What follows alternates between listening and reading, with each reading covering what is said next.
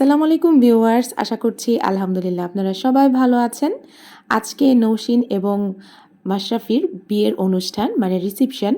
তো এখানে সব কিছুই সাদা লালের উপরে সাজানো হয়েছে, দেখতে খুবই সুন্দর লাগছিল। আমরা অনেক আগে আগেই চলে এসেছি, কারণ বরপক্ষকে আমাদের বরণ করে নিতে হবে। তো বরপক্ষ চলে এসেছে। বরের উকিল মা নৌশিনের যে ছোট মামি, উনি বরকে রিসিভ করে নিয়ে যাচ্ছে একদম গেট পর্যন্ত, যেখানে বরের জন্য সবাই অপেক্ষা করছে গেট ধরবে বলে। তো বরের জন্য কোল্ড ড্রিঙ্কস আনা হয়েছে এবং এখানে বরের সাথে সবাই মিলে একটু কথাবার্তা বলবে, তাদের মধ্যে একটু লেনদেন হবে আর কি। তো এটা আমাদের বাঙালিয়ানা বিয়ের একটা খুব ভালো একটা পার্ট। বিয়ের মধ্যে খুবই মজা হয় এই পার্টে।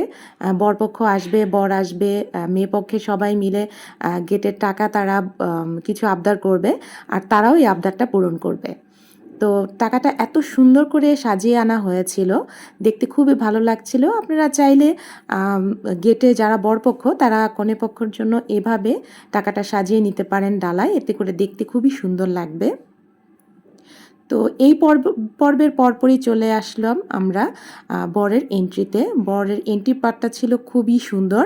বরের বোন, কাজিন যারা আছে সবাই নাচছিল।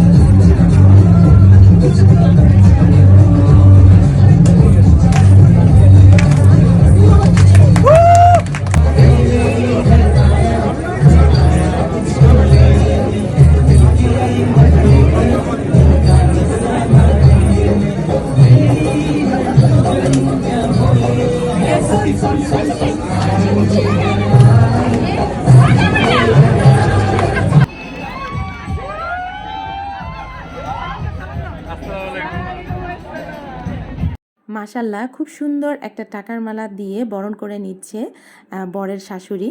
তো এখন বরের ফটোশ্যুট চলবে। আর এইদিকে যারা বিয়ানীরা আছেন, নৌশিনের শাশুড়ি, নৌশিনের আম্মু এবং যারা ফুপুরা আছেন, সবাই মিলে ওনারা নিজেরা পরিচয় হয়ে নিচ্ছেন, সাক্ষাৎ করে নিচ্ছেন। আর সবাই এখন ছবি তুলবে। তো এইদিকে আমরাও একে একে ছবি তুলে নেব। আর যে ইয়েলো কালার ড্রেস পরা আপনারা আন্টিকে দেখছেন, উনি হচ্ছে নৌশিনের একদম প্লে ক্লাস থেকে একজন মিস উনি।